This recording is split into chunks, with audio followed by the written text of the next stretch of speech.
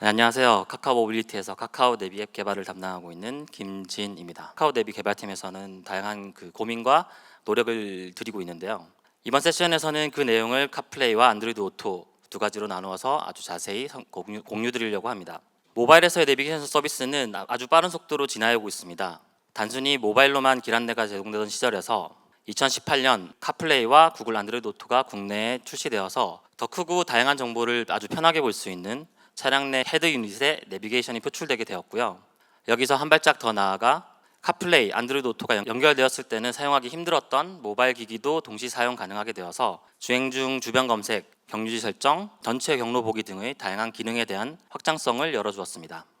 최근에는 차량 제조사의 하드웨어, 소프트웨어 인터페이스도 개방되어서요. 차량의 헤드업 디스플레이에 턴 바이 턴 정보나 차선 정보까지 표현 가능해져서 사용자의 운전 편의성이 한층 더 올라갔고요.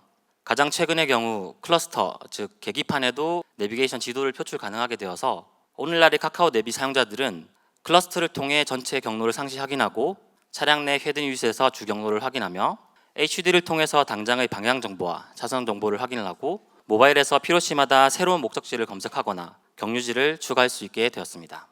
이러한 발전의 중심에는 명확하게 카플레이와 안드로이드 오토라는 플랫폼이 있습니다.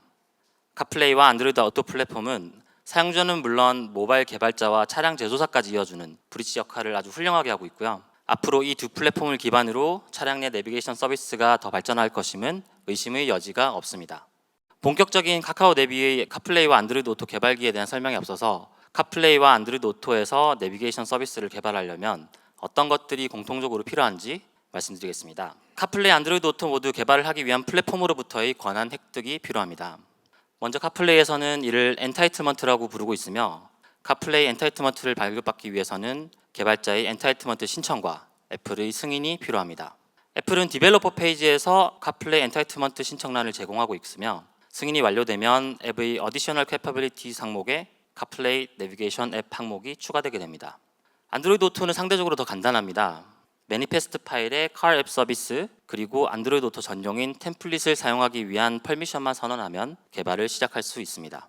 카플레이와 같이 사전 심사는 아니지만 안드로이드 오토 역시 개발 이후 마켓의 정식 릴리즈를 위해서는 구글의 심사를 거쳐야 합니다. 그리고 카플레이, 안드로이드 오토 모두 앱의 카테고리, 즉 종류를 미리 분류하여 신청하도록 하고 있습니다. 카플레이의 경우 오디오, 커뮤니케이션, EV 차징, 내비게이션, 파킹, 퀵푸드 오더링 와 같은 카테고리가 있으며 카테고리에 적합하게 신청되었는지 확인하는 애플의 심사를 거쳐서 엔타이틀먼트가 발급되고 그때 비로소 개발을 시작할 수 있습니다. 안드로이드 오토도 카플레이와 비슷한 카테고리 목록을 제공합니다. 미디어, 오디오, 메시징, 내비게이션, 포인트 오브 인터레스트, 인터넷 오브 띵스, 비디오 게임즈, 브라우저와 같은 리스트를 제공하고요. 개발자는 반드시 개발하는 앱에 적합한 카테고리를 선택하여야 합니다. 카카오 내비는 당연히 내비게이션 앱을 카테고리로 선택해야 하고요. 정확한 카테고리를 선택하는 것은 매우 중요합니다. 바로 다음에 설명드릴 템플릿의 사용이 카테고리별로 제한되기 때문입니다. 카플레이와 안드로이드 오토 개발을 위해서 공통적으로 필요한 또 한 가지는 바로 템플릿입니다. 카플레이, 안드로이드 오토 모두 템플릿이라는 동명의 컨셉을 통해서 UI의 틀을 제공하고 있습니다. 카플레이와 안드로이드 오토는 모바일처럼 자유롭게 화면을 구성할 수 없고 목적과 앱의 카테고리에 맞는 템플릿을 사용해서 정형화된 화면을 구성해야 합니다. 예를 들어서 길 안내와 같이 지도가 중앙에 위치해야 되는 경우에는 맵 템플릿, 목적지 검색을 위해서는 서치 템플릿, 그리고 즐겨찾기 목록을 보여주기 위해서는 리스트 템플릿, 그리고 메뉴 화면을 구성할 때는 그리드 템플릿을 각각 사용해야 하는 거죠. 이렇게 템플릿의 강제성은 자연스럽게 코드적으로도 제약을 만들어냅니다. 카플레이에서는 스위프트 UI를 사용할 수 없고 안드로이드 오토에서는 컴포즈 UI를 사용할 수 없음은 물론 간단한 뷰조차 템플릿에는 애드할 수 없습니다. 여기까지가 카플레이, 안드로이드 오토 플랫폼의 개괄적인 설명이었고 지금부터 각 플랫폼의 세부 특징과 카카오 내비 개발팀이 카플레이와 안드로이드 오토 개발에서 고민했던 내용을 더 자세히 공유해 주시겠습니다. 먼저 카플레이부터 말씀해 주실 손지훈님에게 마이크를 넘기겠습니다. 안녕하세요. 저는 카카오 내비 iOS 개발을 담당하고 있는 손지훈입니다. 오늘은 처음으로 모바일과 카플레이에서의 윈도우 라이프 사이클에 대해서 이야기해 보려 합니다. 모바일과 카플레이는 각기 다른 환경이지만 두 플랫폼이 어떻게 앱의 라이프 사이클을 관리하고 있는지 살펴보겠습니다. 모두 아시다시피 앱이 처음 실행되면 앱 델리게이트에 did finish launching 메소드가 호출되고 이어서 신 델리게이트에 will connect 메소드가 호출되면서 UI 윈도우 씬이 전달됩니다. 이를 통해 모바일 화면이 초기화되고 표시되죠. 여기에서 카플레이를 연결하게 되면 카플레이 신 델리게이트의 will connect가 호출이 되고 이어서 템플릿 신 did connect가 실행되면서 CP 윈도우와 CP 인터페이스 컨트롤러가 전달됩니다. 이 CP 윈도우는 모바일에서 전달받은 UI 윈도우와 마찬가지로 카플레이 화면에 뷰를 올리는 데 사용합니다. 참고로 이 CP 윈도우는 내비게이션 앱 카테고리에서만 사용할 수 있고 내비게이션 외 다른 앱 카테고리에서는 CP 윈도우를 전달하지 않는 다른 메소드를 사용해야 합니다. 그리고 모바일이 켜지지 않는 상태에서 카플레이만 단독으로 연결했을 때에는 카플레이 신 델리게이트의 will connect가 호출되기 전에 모바일을 처음 켰을 때 호출되었던 앱 델리게이트의 did finish launching이 먼저 호출되면서 모바일이 켜졌을 때의 플로우와 동일하게 진행됩니다. 카플레이는 총 메인, 대시보드, 그리고 클러스터 총 3가지 화면이 존재합니다. 참고로 여기서 말하는 클러스터는 차량의 계기판을 의미합니다. 이 각 화면마다 UI 씬 델리게이트를 상속받은 델리게이트들이 따로 존재하는데요. 화면이 연결되면 제일 먼저 각각의 will connect 메소드가 호출됩니다. 그 이후에는 UI 윈도우와 CP 인터페이스 컨트롤러가 전달이 되는데 이 둘을 사용해서 각 화면에 필요한 UI 요소를 표시하거나 제어할 수 있습니다. 이렇게 카플레이는 여러 화면을 나뉘어서 제공되고 각각 독립적으로 관리됩니다. CP 윈도우는 UI 윈도우를 상속받고 있기 때문에 UI 윈도우처럼 사용이 가능합니다. 즉 UI 윈도우에 있는 룻뷰 컨트롤러에 UI 뷰 컨트롤러를 설정해서 모바일 앱과 동일하게 UI킷을 활용해 화면을 구성할 수 있습니다. 이 말은 결국 모바일에서 UI킷으로 작업했던 것과 같은 방식으로 카플레이에서도 화면을 구현할 수 있다는 의미입니다. 또 우리가 익숙하게 사용한 UI킷을 그대로 사용할 수 있다는 점이 큰 장점이라고 볼 수 있습니다. 카카오 내비에서는 지도 뷰를 비롯해 차선 뷰, 속도, 표지판, 진행 프로그레스 바, 고속도로 정보 카드 등을 모두 UI 뷰로 개발했고 오토 레이아웃을 사용해서 뷰들을 배치하고 화면을 구성하고 있습니다. 하지만 여기서 터치와 같은 유저 액션은 UI 뷰 컨트롤러에서 직접 받아올 수 없다는 제한이 있습니다. 카플레이 특성상 운전 중 안전을 고려하여 유저 인터랙션은 최소화하고 필요한 인터랙션은 제한된 방식으로만 처리할 수 있도록 설계되어 있기 때문입니다. 그리고 UI 윈도우 외에도 인터페이스 컨트롤러를 전달받게 됩니다. CP 인터페이스 컨트롤러와 CP 대시보드 인터페이스 컨트롤러는 카플레이 화면에 보이는 템플릿들과 버튼들을 관리할 수 있는 컨트롤러이고 맵 템플릿, 리스트 템플릿 등을 올려서 필요한 UI 요소들을 관리할 수 있습니다. 한편 클러스터 컨트롤러는 차량의 계기판, 즉 클러스터의 윈도우를 관리하고 지도를 컨트롤할 수 있도록 확대, 축소 등과 같은 액션을 받아올 수 있습니다. 다음으로는 인터페이스 컨트롤러에서 사용할 수 있는 템플릿들에 대해서 이야기해 보겠습니다. 카플레이는 여러 가지 템플릿들이 존재하는데 앱이 어떤 카테고리에 등록되어 있느냐에 따라 사용 가능한 템플릿이 달라지게 됩니다. 예를 들어 내비게이션 앱의 경우 음악 템플릿, 연락처 템플릿을 제외한 모든 템플릿을 사용할 수 있습니다. 이를 통해 운전자에게 경로 안내, 목적지 탐색, 주행 설정 등 다양한 UI 형태로 제공할 수 있게 됩니다. 따라서 내비게이션 앱을 개발할 때에는 이러한 템플릿을 적절히 활용해서 사용자가 안전하고 직관적으로 정보를 얻을 수 있도록 구성하는 것이 중요합니다. 카카오 내비에서는 CP 맵 템플릿을 만들어 룻 템플릿에 등록해서 사용하고 있습니다. 맵 템플릿은 경로 탐색 정보와 지도 메뉴 버튼 등을 화면에 표시할 수 있도록 제공되고 내비게이션 기능에 필요한 기본적인 UI 요소들을 다룰 수 있습니다. 또한 맵 템플릿에는 내비게이션 세션이 포함되어 있는데 주행이 시작이 되면 왼쪽 상단에 턴바이턴 정보와 남은 거리, 시간을 표시할 수 있도록 제공해 줍니다. 여기서 앞서 UI 뷰 컨트롤러에서는 터치 액션을 전달해 주지 않는다라고 말씀드렸었는데요. 맵 템플릿은 예외적으로 패닝 액션을 전달해 줍니다. 이 패닝 액션을 받아 지도를 사용자가 패닝한 방향으로 이동할 수 있도록 별도로 구현을 해줘야 합니다. 그리고 패닝을 제외한 탭, 롱탭 등 액션은 사용할 수 없도록 제한이 되어 있습니다. 다음으로 소개할 템플릿은 그리드 템플릿입니다. 저희 앱에서는 이 템플릿을 메뉴에 주로 사용하고 있는데요. 이제 간단하게 그리드 템플릿을 만드는 예제를 보여드리겠습니다. 먼저 그리드에 사용할 CP 그리드 버튼을 필요한 만큼 생성해 줍니다. 이 버튼들은 그리드에서 각각의 항목을 나타내게 됩니다. 그 다음 CP 그리드 템플릿을 만들어야 하는데요. 이때 방금 생성한 버튼들과 함께 템플릿의 타이틀을 주입해서 생성합니다.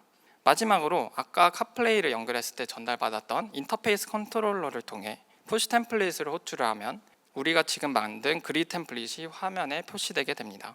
이처럼 그리드 템플릿뿐만 아니라 다른 템플릿들도 매우 간단하게 구현할 수 있습니다. 하지만 쉽고 직관적인 구현 방식에는 그만큼 제약도 따르게 되어 자유도가 많이 떨어지게 됩니다. 방금 예제에서 보신 것처럼 생성한 템플릿을 CP 인터페이스 컨트롤러에 푸시를 했었는데요.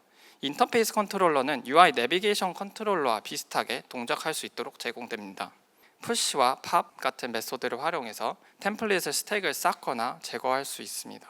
여기서 주의할 점은 내비게이션 앱의 경우 루트 템플릿을 포함해 스택에 최대 5개까지만 쌓을 수 있다는 제한이 있습니다. 이 제한을 넘어서는 경우 크래시가 발생할 수 있기 때문에 적절한 UI 흐름 관리를 통해 스택이 넘치지 않도록 신경 써야 합니다. 저희는 CP 인터페이스 컨트롤러를 조금 더 안전하게 사용하기 위해 카플레이 내비게이션 컨트롤러를 만들어 인터페이스 컨트롤러의 템플릿 스택을 관리할 수 있도록 했습니다. 이 카플레이 내비게이션 컨트롤러에는 푸시, 팝, 팝투루트와 기능 같은 뿐만 아니라 alert present, alert dismiss와 같은 카플레이 뷰 내비게이팅에 대한 전반적인 기능을 관리하도록 했습니다. 다음으로는 카카오 내비를 개발하면서 저희가 고민했던 포인트들을 말씀드리고자 합니다. 카카오 내비에는 주행과 관련 있는 화면이 총 6개 있는데요. 이 중 모바일 쪽 3개의 화면은 SwiftUI로 개발되어 있고 카플레이 쪽 3개의 화면은 UIKit으로 개발되어 있습니다. 이 6개의 화면을 개발하면서 저희는 어떻게 하면 여러 개의 화면들과 각 화면마다 다른 요구사항들을 효율적으로 대응하면서 개발할 수 있을까라는 고민을 많이 했습니다. 이 과정에서 두 가지 다른 기술 스택, SwiftUI와 UIKit을 조화롭게 활용하면서 코드의 재사용성, 유지 보수성, 그리고 각 플랫폼의 요구사항을 만족시키는 방법을 찾는 데 집중했습니다.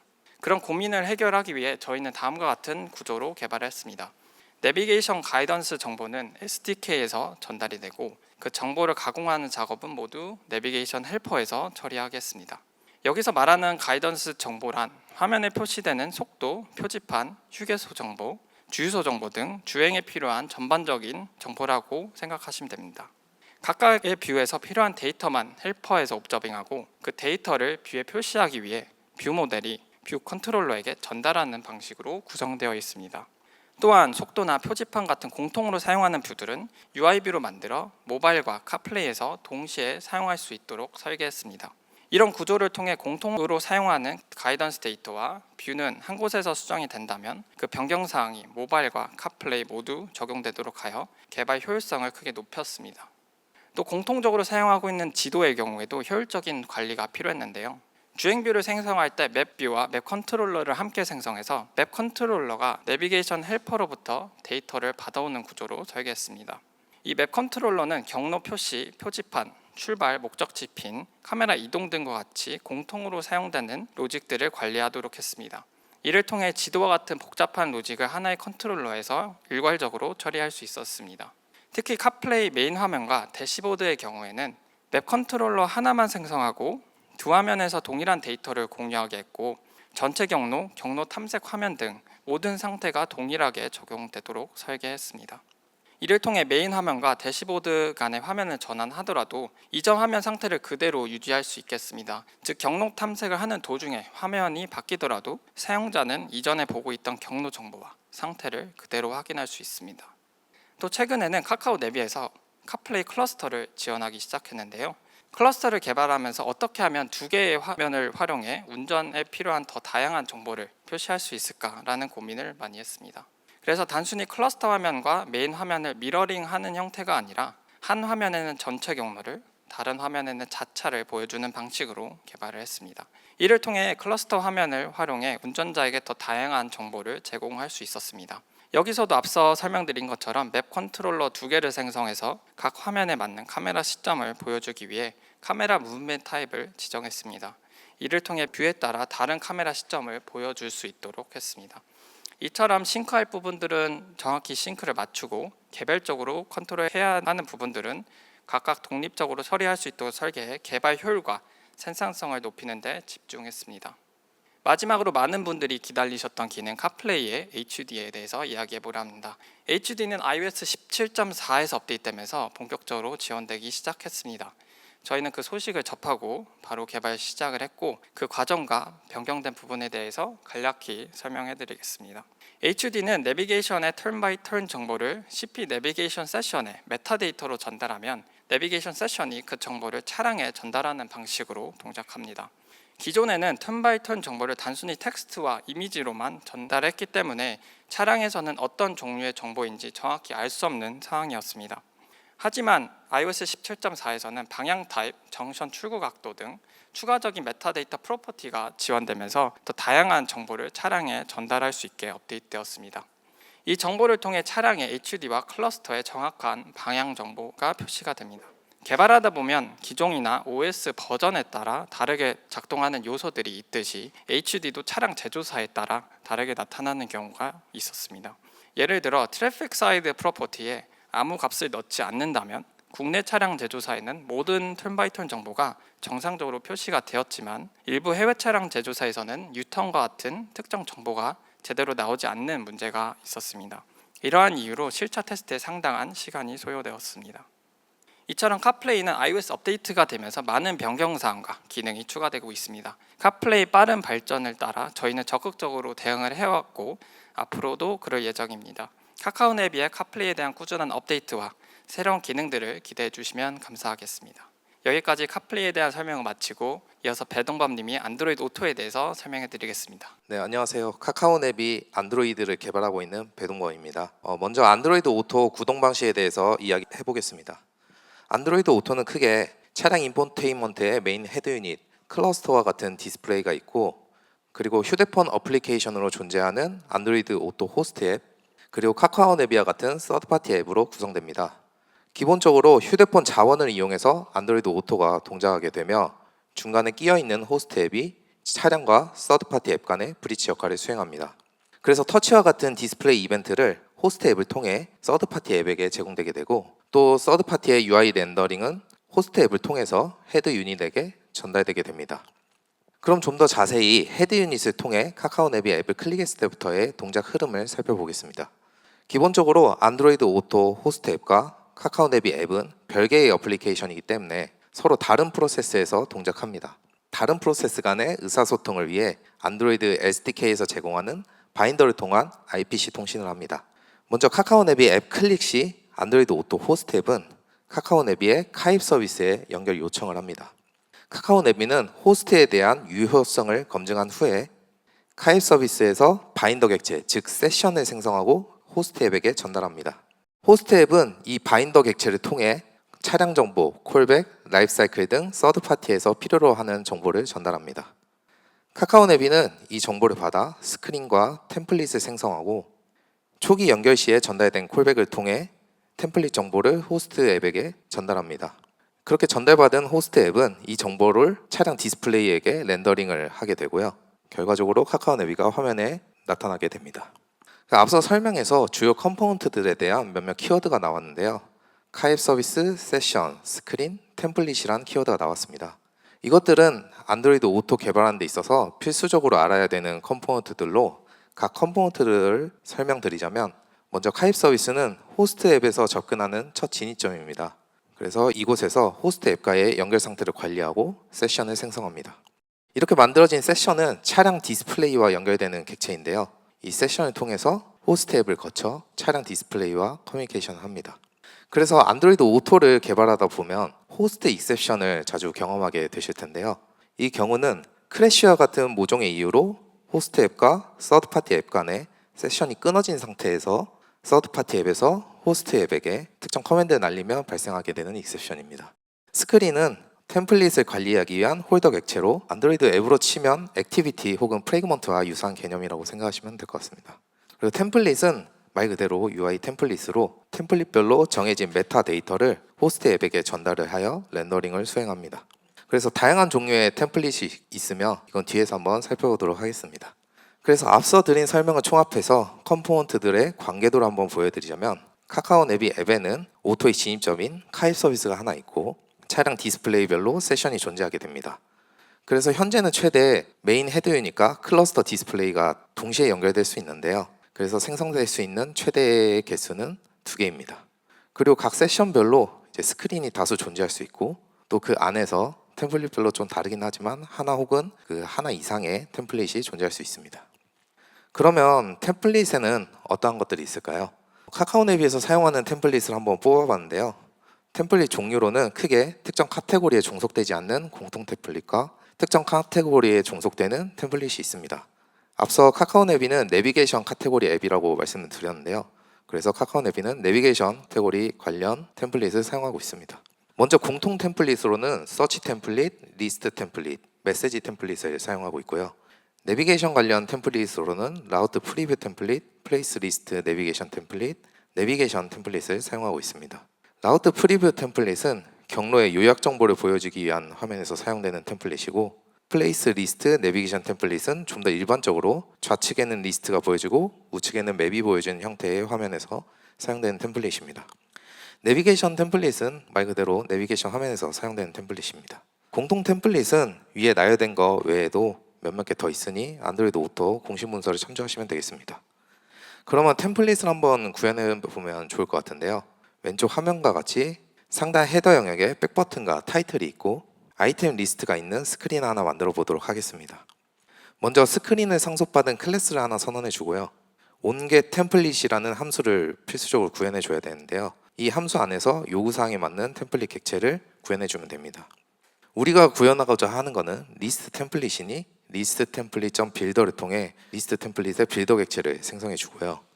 헤더에 백 버튼을 만들기 위해 set header action이라는 함수에 action.back이라는 타입을 집어넣어 백 버튼을 생성시킵니다.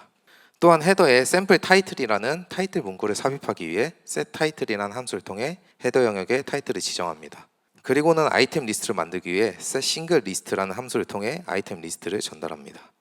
set single list 함수의 파라미터 타입은 아이템 리스트 타입이고 이 또한 빌더 객체로 존재합니다. 그래서 아이템 리스트를 만들어내고 내부에 아이템을 추가하기 위해 add item이라는 함수를 호출합니다. 아이템은 로우와 컬럼과 같은 컴포넌트들이 아이템이란 타입을 상속받은 자식 클래스인데요. 이 또한 빌더 객체를 통해 타이틀, 이미지, 라디오 버튼들도 넣을 수 있습니다. 하지만 우리가 지금 필요로 하는 것은 타이틀이니 set 타이틀을 통해 아이템의 타이틀을 지정하고 생성합니다.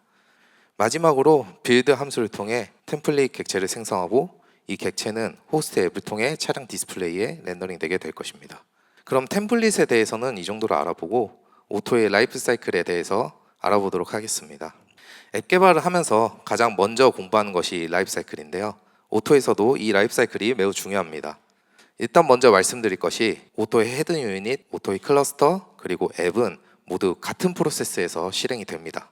그렇기에 application.onCreate와 같은 공통적인 콜백 함수가 이미 해당 프로세스 내에서 불렸다면 그 후에 헤드 유닛이 연결되거나 혹은 클러스터 혹은 앱이 연결되었을 때 그 콜백이 또다시 불리지가 않습니다. 그래서 먼저 오토의 메인 헤드 유닛이 연결되었을 때를 한번 살펴보겠습니다. 먼저 어플리케이션의 onCreate 함수가 호출되게 되고요. 이제 카입 서비스의 onCreate가 호출되게 됩니다. 그럼 이제 카입 서비스에서는 세션을 만들어야 되거든요. 그래서 세션을 만들고 그러면 그 만들어진 세션이 다시 create를 타게 되면서 이제 세션 안에서는 루트 스크린을 만들어냅니다. 그래서 onCreate 스크린을 통해 루트 스크린을 만들어내고 그렇게 만들어진 루트 스크린은 다시 create를 타고 그 루트 스크린에서 템플릿을 생성하기 위해 onget 템플릿이라는 함수가 불리게 됩니다. 여기에서 오토 클러스터를 연결하면 카입 서비스는 이미 크리에이트 됐으니 패스하게 되고 카입 서비스의 onCreate 세션부터 타게 됩니다. 앞서 세션은 차량 디스플레이별로 생성해야 되기 때문에 이전에 만들어진 헤드 유닛 세션과는 다른 클러스터 세션 객체를 카입 서비스의 onCreate 세션에서 만들게 됩니다. 그리고는 앞서 설명드린 바와 같이 그렇게 만들어진 세션은 크리에이트를 타고 또 거기서 루트 스크린 만들고 만들어진 루트 스크린 크리에이트를 타고 그리고 거기서 템플릿을 만들게 됩니다. 여기에서 이제 카카오 내비 앱을 실행하면 어플리케이션 onCreate는 이미 호출되었으니 생략하게 되고 즉시 런처 액티비티에 크리에이트가 타게 됩니다. 그럼 안드로이드 오토에 대해서는 좀 알아본 것 같은데요. 혹시 앱 개발과 비교해서 오토의 개발에 힘든 점은 무엇일까요? 일단 첫 번째로 앱 개발에 비해 영향을 주는 요소가 좀 많습니다. 앱 개발은 이제 휴대폰 단말 이슈 혹은 안드로이드 OS 버전 이슈 정도가 있는데 안드로이드 오토는 여기에 오토 호스트 앱 이슈와 또 차량 제조사의 이슈까지 얹어져서 앱 개발에 비해서 비교적 버그 발생이 좀 더 많습니다. 그래서 안드로이드 오토를 개발하다 보면 이슈 트래커를 통해 제보하실 일이 상당히 많으실 겁니다. 그리고 두 번째로는 뷰 시스템이 없습니다. 앱 개발에 같은 경우에는 뷰가 있어서 필요한 UI를 이렇게 쓱쓱 간단하게 그려낼 수 있는데요. 안드로이드 오토에서는 그 뷰 시스템을 활용할 수가 없습니다. 그래서 템플릿에서 지원하지 않는 UI 컴포넌트들을 직접 그려내야 되는데요. 그러기 위해서 안드로이드 오토에서는 서페이스를 제공을 합니다. 그래서 카카오 내비 같은 경우에는 뭐 텍스트를 하나 그려낸다라고 하면은 먼저 비트맵에 텍스트를 드로잉한 다음에 그 만들어진 비트맵에서 텍스처 정보를 뽑아냅니다. 그래서 그 뽑아낸 텍스처 정보를 가지고 오픈GL과 같은 그래픽 라이브러리를 통해서 서페이스에 렌더링하는 방식을 취하고 있습니다. 즉 쉽게 말해서 뷰가 하는 작업을 직접 해야 된다는 점이 이제 힘든 점 중에 하나입니다. 그리고 세 번째로는 앱 개발에 비해 레퍼런스가 부족합니다. 사실상 구글에서 제공하는 안드로이드 오토 문서 외로는 레퍼런스 자료가 거의 전무하다 하는데요. 그래서 앱 개발처럼 뭐 난 이렇게 해봤어, 난 저렇게 해봤어, 뭐 이런 자료는 사실 찾기가 힘들고요. 결국에는 본인이 모든 이슈를 겪으며 개발을 해야 됩니다. 다음으로는 카카오 앱이 안드로이드 오토와 앱을 개발하면서 개발 효율화에 대한 고민을 공유하고자 합니다. 일단 오토와 앱은 기획적으로 서로 유사하지만 또 마냥 모든 게 동일하진 않았는데요. 그래서 고민이 됐습니다. 어떤 구조로 만들어야 이 다양한 단말과 요구사항을 두 벌, 세 벌 개발하지 않고 하나로 처리할 수 있을까? 고민의 첫 번째는 깔끔하게 완전히 각자의 길을 걷는 겁니다. 앱은 앱대로 개발하고 오토는 오토대로 개발하고 이제 이걸 보신 분들은 뭔가 잘못됐다는 걸 느끼시겠죠? 어떤 스펙이 추가될 때마다 이제 개발자는 두 벌 혹은 이제 세 벌 개발할 수밖에 없습니다. 그럼 데이터까지는 합치자. 사실 오토나 앱이나 어떻게 보여지는 게 다른 거지 도메인 관점에서는 둘 다 내비게이션이기 때문에 이렇게 합쳤을 때도 문제가 없었습니다. 근데 좀 아쉬웠습니다. 또한 뷰 모델에는 각자의 로직이 꽤 있기 때문에 이 또한 또 두 벌의 작업이 될 여지가 높았습니다. 그래서 뷰 모델을 아주 세부적으로 쪼갰습니다. 그리고 공통화를 수행했습니다. 기본적으로 뷰 모델의 쪼개매 단위는 도메인 단위로 하되 그 도메인이 너무 큰 경우에는 UI 컴포넌트 단위로 쪼갰습니다. 카카오 내비게이션 화면에는 여러 도메인들이 있는데요. 일단 가장 큰 내비게이션이라는 도메인이 있고 그 내비게이션을 좀 더 잘 활용할 수 있는 보조 도메인인 검색과 보험과 같은 도메인들이 있습니다. 그중 내비게이션 도메인은 그 단위가 너무 크기 때문에 UI 컴포넌트 단위인 뭐 TBT 혹은 표지판, 속도계 이러한 뷰 모델로 쪼개게 되었고요. 그 외의 도메인인 검색이나 보험들은 각각 도메인별로 검색 뷰 모델, 보험 뷰 모델로 쪼개게 되었습니다. 그리고 이렇게 공통화된 뷰 모델은 각 플랫폼 뷰 모델에서 가져다가 사용하는 구조로 되었습니다. 그리고 마지막으로 또 하나 공통할 요소가 있는데요. 바로 지도 로직입니다. 지도도 앱이나 오토나 로직 자체는 상당히 유사했는데요. 그 안에서 오토인 경우에는 마커를 좀 더 키운다든지 혹은 조금 더 카메라 스케일을 좀 더 당겨서 줌인을 한다든지 정도의 차이만 있었을 뿐이었습니다.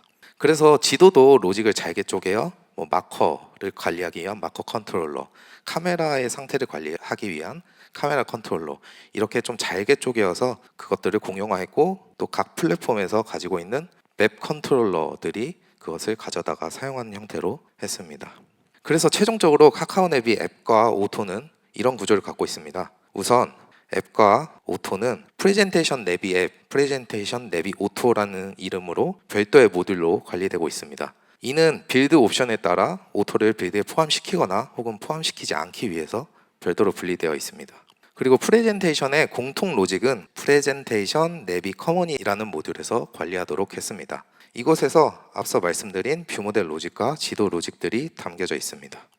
그리고는 도메인 모델에선 내비게이션 관련 비즈니스 로직을 수행하고 있으며 데이터 모듈에서는 내비게이션 관련 데이터를 수행하고 있습니다. 그래서 공통화할 수 있는 요소들은 최대한 잘게 쪼개어서 별도의 모듈에서 관리하도록 했고 이를 통해 한 곳만 수정하면 가까이 플랫폼에서 대응되는 구조가 되었습니다.